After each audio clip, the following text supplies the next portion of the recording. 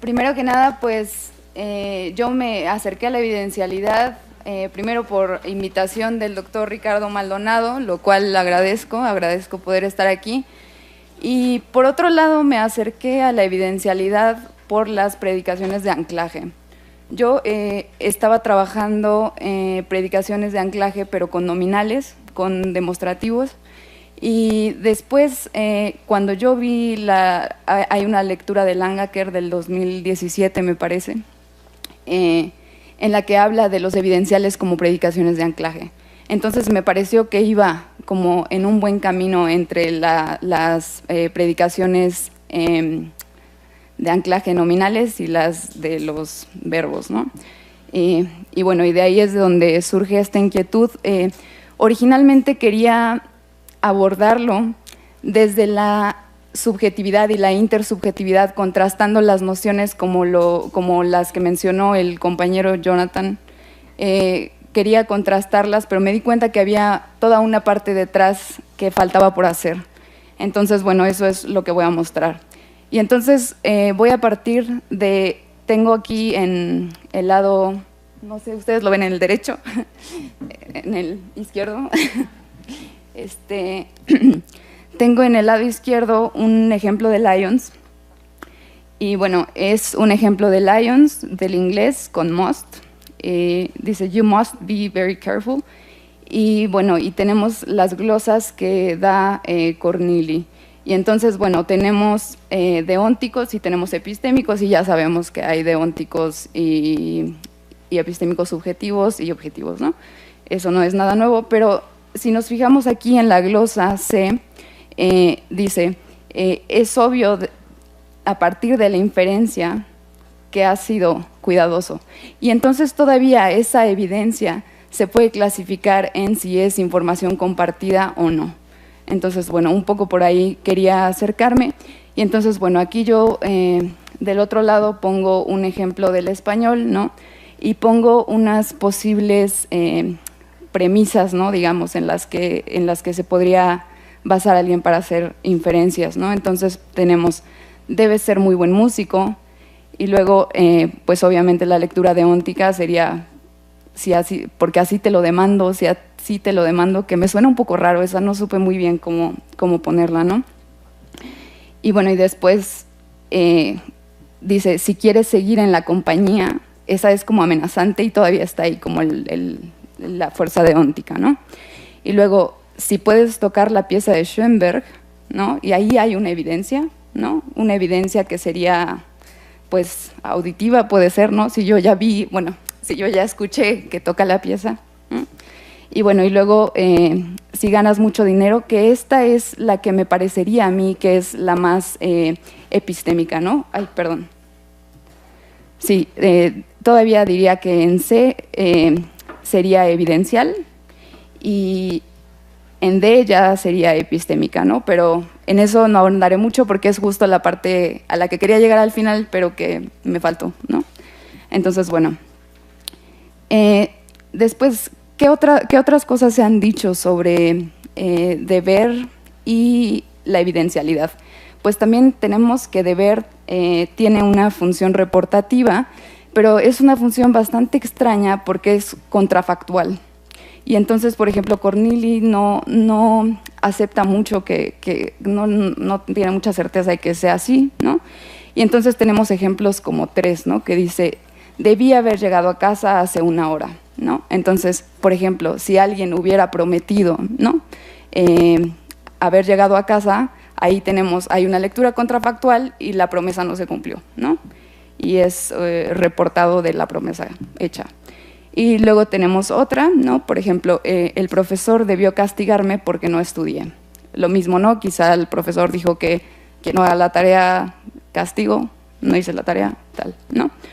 Y bueno, entonces esas son las lecturas reportativas contrafactuales. Y por otro lado tenemos otras que Cornili ve que apenas se están desarrollando, ¿no? Y tenemos, por ejemplo, ¿no? Según las previsiones meteorológicas, debe haber un cambio a mejor para el fin de semana. Esa es una lectura parecida a una que tiene Squartini para el francés, pero lo que dice Cornili es que en realidad en español no es muy productiva, ¿no? Pero bueno, encuentra esta en una página de internet y aquí lo que podemos ver, si se fijan aquí ya se empieza a notar, ¿no? Que tenemos una diferencia entre los tiempos verbales.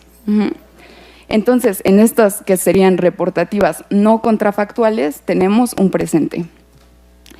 Y aquí hay otro ejemplo, que sería más subjetivo, ¿no? O sea, el primero son las previsiones meteorológicas y el otro es, parece que es como de oídas, ¿no? Porque está recomendando un libro.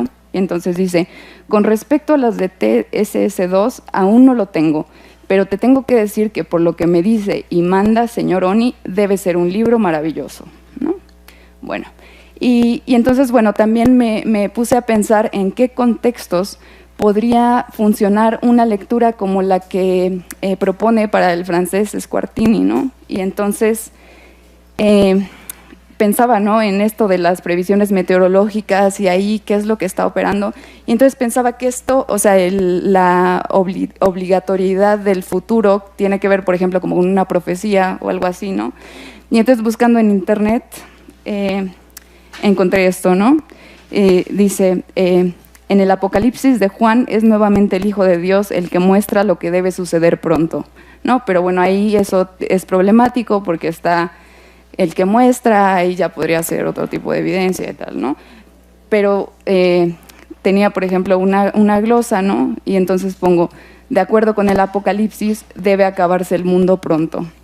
Y entonces ahí pues sería una, o creo yo, ¿no?, que sería una reportativa parecida a 6, ¿no? Bueno, pero entonces eso es como lo que motivó mi interés. Y después lo que veía yo es que hay algunos tiempos verbales que motivan ciertas lecturas, ¿no? Entonces, por ejemplo, si vemos 9, ¿no?, tenemos, debe haber llegado a casa hace una hora. Parece que es epistémico, ¿no? Y luego B, tenemos, debería haber llegado a casa hace una hora, deóntico contrafactual, ¿no? Y luego tenemos, debió haber llegado a casa hace una hora. Y ese no estoy muy segura de qué es, ¿no? Y bueno, y entonces lo que hago en 10 y en 11 es poner ahí unas, pues complementarlo, ¿no? Y entonces pasa que algunas no son aceptables, ¿no? Entonces tenemos, la luz está prendida, debe haber llegado a casa hace una hora, está bien, ¿no? Epistémico, hay evidencia, pero... Y después, la luz está prendida, debería haber llegado a casa hace una hora, eso no funciona, ¿no? Y después, la luz está prendida, debió haber llegado a casa hace una hora, más o menos funciona, ¿no? Y luego tenemos otro, ¿no?, que lo que estoy forzando ahí un poco es la lectura deóntica, ¿no? De acuerdo con el reglamento, debe haber llegado a casa hace una hora, raro. De acuerdo con el reglamento, debería haber llegado, funciona bien. Y de acuerdo con el reglamento, debió haber llegado a casa hace una hora. Y bueno, ese es el fenómeno que voy a analizar y lo que hice fue buscarlo en corpus, ¿no? Y bueno, entonces la pregunta de investigación sería, ¿qué relación hay entre el tiempo elegido y el tipo de valores evidenciales que sostienen una lectura deóntica o epistemológica? Más adelante aclararé a qué me refiero con epistemológica, que puede ser evidencial o epistémica, en oraciones con la perífrasis de verde más infinitivo. Esa sería como la pregunta principal. Y hay otra pregunta, ¿no?, que sería, ¿de qué modo influye el tiempo verbal en el tipo de inferencias aceptables para cada lectura deóntica o epistemológica? Y bueno, y la hipótesis es que hay restricciones entre el tiempo elegido y el tipo de información. Por tipo de información aquí estoy hablando de algo muy amplio, pero ya verán cómo lo abordo y no es así, ¿no?, como tan abstracto. Y bueno, y tiene que ver con el tipo de inferencias, ¿no? Sobre todo me baso en Cornili y en cómo las inferencias inductivas van con un tipo y las deductivas con otro, ¿no? Bueno, y entonces los objetivos son describir el tipo de valores evidenciales, ¿no?, de acuerdo a las inferencias. Ahí se me fue un qué, perdón. Y después señalar las restricciones, que a eso pues llegué muy aproximadamente, porque verán que no lo abordo tanto, y luego establecer una correlación entre la lectura deóntica o epistemológica por tiempo. Y bueno, y entonces primero voy a dar los supuestos teóricos de todo esto que he introducido, ¿no? Después haré un breve repaso de la bibliografía, después hablaré del corpus y cómo fue que lo analicé, y luego presentaré fragmentos y los resultados, ¿no? Bueno, ¿cuáles son los supuestos teóricos? Primero, pues, estoy tomando una postura frente a la discusión entre evidencialidad léxica y gramatical, ¿no? La noción de evidencialidad que ocupo es la que se refiere ya sea a la fuente de información o al modo de conocimiento, lo que Izquierdo Alegría denomina como bases. Y bueno, también estoy tomando la definición clásica de Anderson, que es como un fenómeno gramatical, ¿no? Y entonces tenemos tres rasgos, ¿no? Que sería los que ya conocemos, ¿no? No son la predicación principal, no es es el significado primario y no una inferencia pragmática, y bueno, y morfológicamente son inflexiones críticos u otros elementos sintácticos libres. Esto pareciera que no es como tan relevante porque yo estoy abordando elementos que son de por sí gramaticales, ¿no? O sea, estoy hablando de los tiempos y estoy hablando de auxiliares. Entonces parecería que no viene mucho al caso, pero veremos, ¿no? Que, uy, tal vez debería presentar los datos. Sí, bueno, me interesa, ¿no? Definirlo como dominio conceptual y como campo funcional también, porque para las perífrasis deónticas no funciona como predicación de anclaje, y para las perífrasis evidenciales sí, ¿no? Bueno, predicaciones de anclaje, ¿no? Y aquí es un poco, explicaba, ¿no? Aquí hay, bueno, sería la segunda postura sobre en dónde me paro respecto a la evidencialidad y la epistemicidad, ¿no? Pongo un poco en duda esto del solapamiento, ¿no? Que si lo deóntico, o sea, lo deóntico y lo evidencial tendrían en el centro a la necesidad epistémica y a la evidencialidad inferencial. Entonces, bueno, hay algunas objeciones y como yo las voy a resolver es a través de esto, a partir de decir, ¿no? Que la epistemología es una bueno, tiene dos subcategorías que serían los epistémicos modales y los evidenciales. Y bueno, los significados del auxiliar de ver me los voy a saltar, ¿no? Y también, bueno, esto, lo que les di es un resumen de lo que se ha dicho sobre los valores evidenciales de los tiempos verbales, ¿no? Y bueno, me voy a saltar eso y paso directo al corpus. Y bueno, el corpus lo saqué del proyecto para el estudio sociolingüístico del español, de Presea. Es una parte de Madrid y una parte de México, no son muchas entradas, son 135. Y bueno, la metodología tiene 3 fases. En realidad aquí solo he llegado a la primera fase, que es clasificar de acuerdo a los tiempos y la modalidad, detectar si hay alguna fuente de información e identificar la contrafactualidad, ¿no?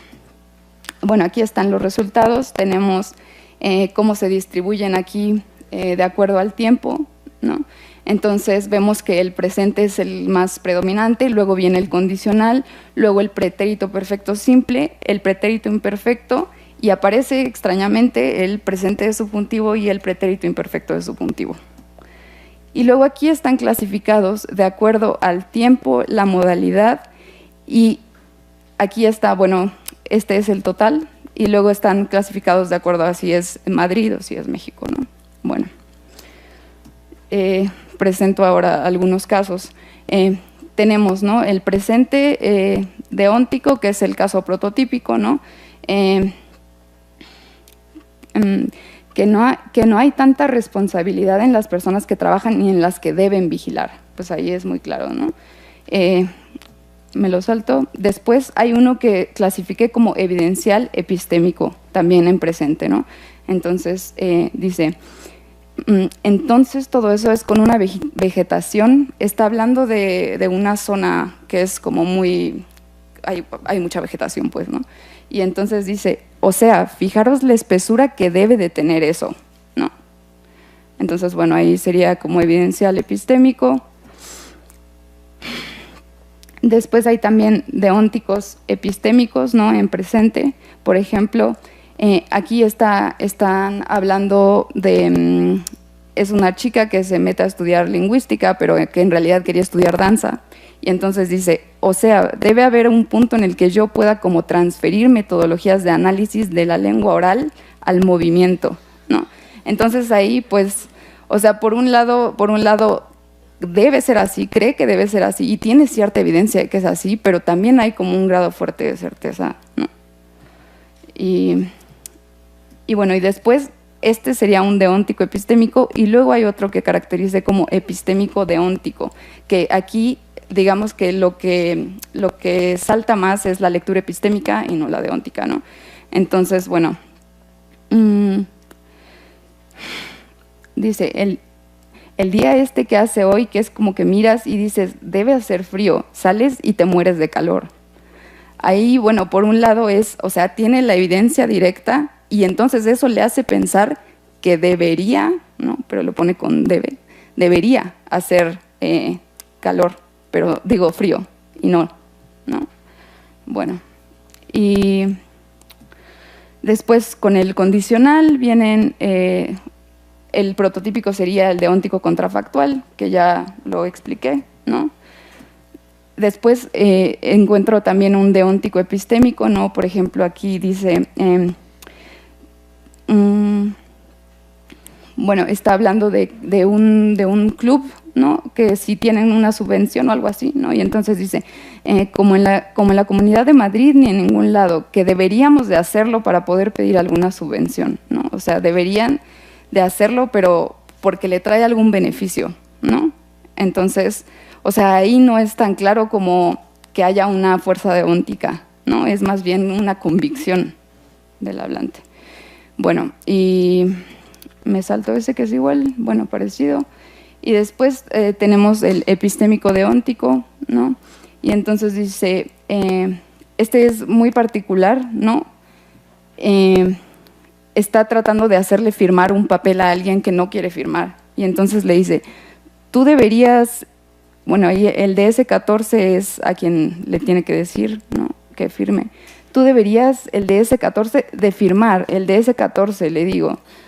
Y entonces ahí vemos que, o sea, no hay una, ¿por qué debería de firmar? Porque el hablante lo dice, ¿no? O sea, ahí es más epistémico, ¿no? Bueno, después... con el pretérito perfecto simple tenemos deóntico epistémico contrafactual, ¿no?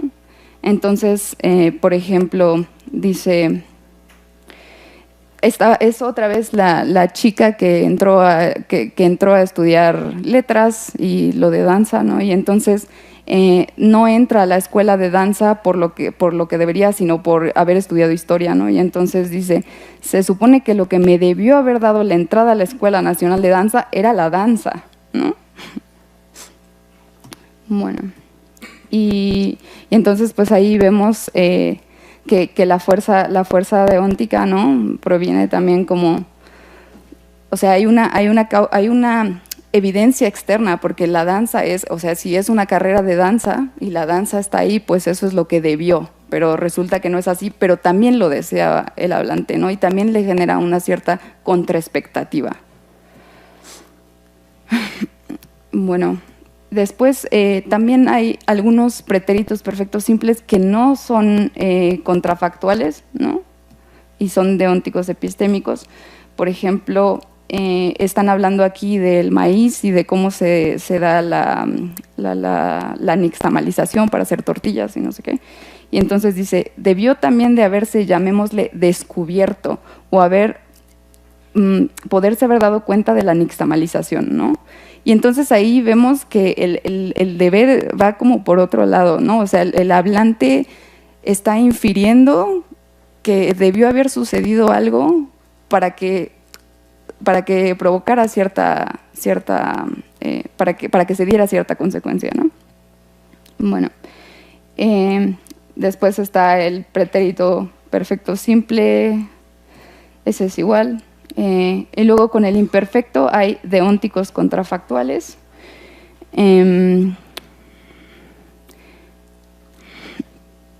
Por ejemplo, aquí en 29, ¿no? Dice, se debía de actuar de una manera mucho más radical. Y ese es muy parecido al uso del condicional. Se debería de actuar, ¿no?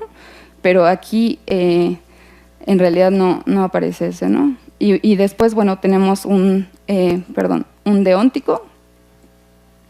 Y entonces aquí está hablando de que cuando niños iban a nadar a un río, no sé qué. Y entonces dice, entonces debíamos subir medio andando hasta el puente de Toledo. Y entonces aquí, ¿por qué es deóntico? O sea, porque están obligados a hacerlo, pero es una causa externa dada por las circunstancias de lo que están haciendo, ¿no? O sea, también ahí hay un poco como de evidencia. Y bueno, y luego aquí son otros deónticos epistémicos. Y luego el pretérito imperfecto de subjuntivo. El pretérito imperfecto de subjuntivo aparece con un uso deóntico. Y entonces uno creería que lo más lógico sería que venga el contrafactual, ¿no? Y entonces no aparece el contrafactual, pero sí hay una negación, ¿no? Entonces aquí está hablando de cómo, de cuál sería el estado, el mejor estado en el que debería estar su cerebro, en el cual no está, ¿no? Entonces dice, yo creo que mis neuronas no son, no están como debiesen, ¿no? Entonces ahí, de algún modo, también es como un estado ideal de cosas que no se está cumpliendo.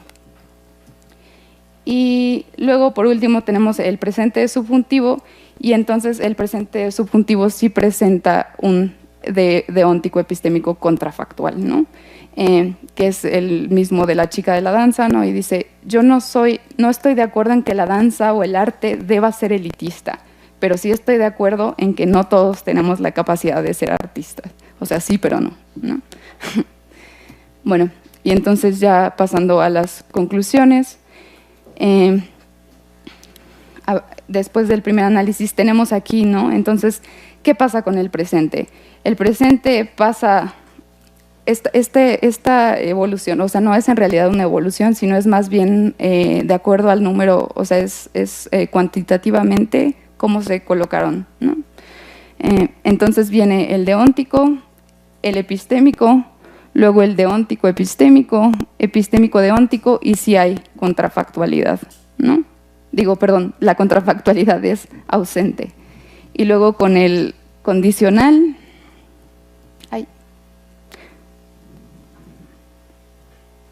con el condicional tenemos deóntico contrafactual, deóntico epistémico, epistémico deóntico, y está la contrafactualidad presente, pero solo en la modalidad deóntica, ¿no? Luego en el pretérito perfecto simple está deóntico epistémico contrafactual, epistémico deóntico contrafactual, y la contrafactualidad está presente o ausente, ¿no? Ahí varía, la contrafactualidad no siempre está ahí, ¿no? Y en el pretérito imperfecto pasa, no pasa lo mismo, ¿no? En el imperfecto la contrafactualidad está presente siempre. Y bueno, y ya por último, algunos temas pendientes, ¿no? Podría ser como separar y analizar a detalle los infinitivos simples de los compuestos, porque por ahí ya no lo pude mostrar, pero por ahí se ve, ¿no? Que hay una diferencia. Y después ver en dónde están las fuentes de la fuerza deóntica, ¿no? Y después comprobar si la ruta trazada puede decir algo sobre gramaticalización. Y es todo.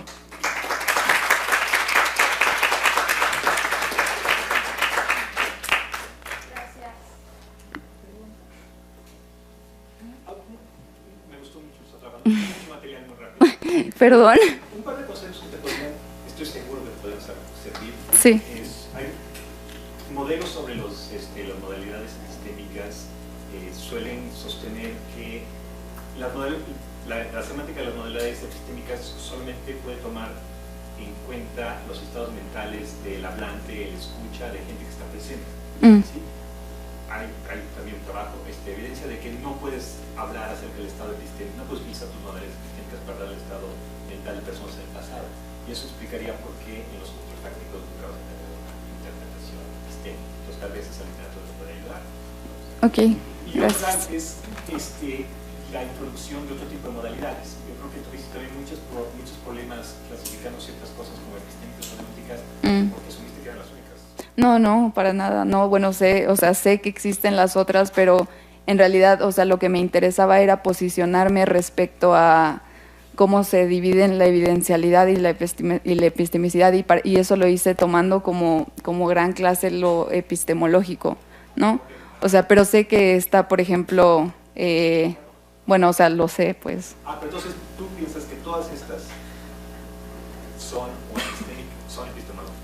Todas piensas que, o sea, incluyendo la de subir al cerro, piensas que ahí hay... No, o sea, lo que digo, lo que creo es que, o sea, a la hora de meter, ¿no? El deóntico, porque cuando se hace esta distinción entre los evidenciales y los epistémicos, no se suele meter, o hasta donde yo he leído, no se suele meter los deónticos. Y entonces justo, o sea, Squartini dice, ¿no? que la subjetividad y la intersubjetividad son categorías que funcionan solo para la epistemicidad.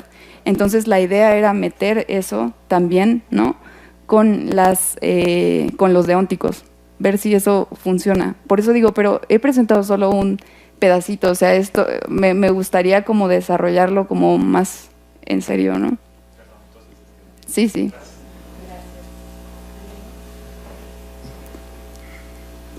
Sí. Muy bien, muy interesante la exposición.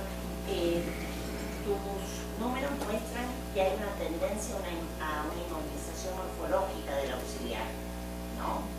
Es decir, que muchos más en presente que en los otros tiempos verbales, ¿no?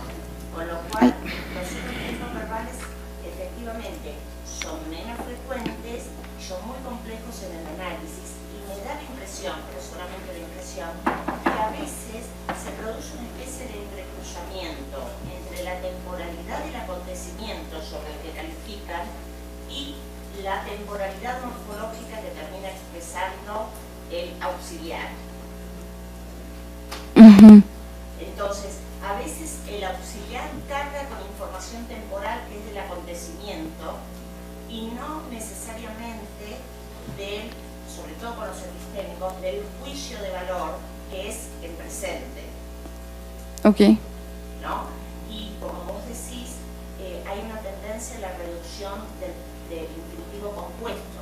Entonces vos tenés infinitivos simples que en principio tendrían que haber aparecido como infinitivos compuestos porque son anteriores. Claro. Eso también dificulta el análisis. Es un manojo de cosas que se van superponiendo, que son muy difíciles de desentrañar, ¿no? Y por ejemplo, tu ejemplo de el profesor debió castigarme porque no estudié. No sé si nosotros lo podríamos decir así. Nosotros diríamos, el profesor tendría que haberme castigado. Sí, ese es un ejemplo de Olberts. Sí, claro, pero lo que quiero decir, hay mucha variación. Sí, sí. Otra vez, ¿no? De casualidad. Hay variación y hay una, digamos, seguramente son empleos más novedosos estos en otros tiempos verbales que no sean el presente. Claro. Y hay algunos de los condicionales que me parece, hay algunos que son más epistémicos, pero hay otros que son de cortesía. Los deónticos, el cortesía, ¿no? Es de cortesía. Entonces es como que se te van poniendo distintos elementos. Por eso es tan difícil el análisis, me parece.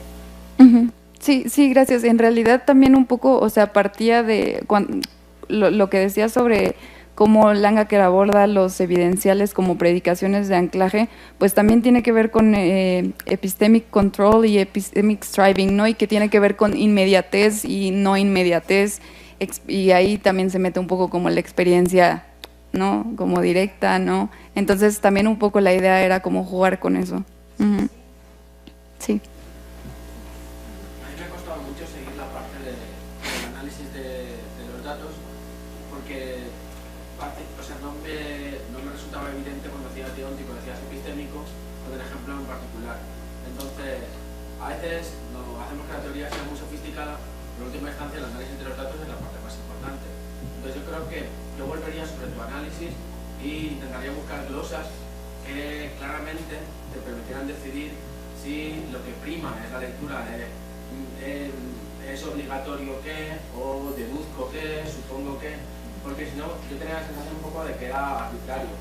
Pero, pues, lo veo yo, tú como eres un poquito más técnico, un poquito más epistémico, pero era la Sí. sensación que estaba... Sí, sí.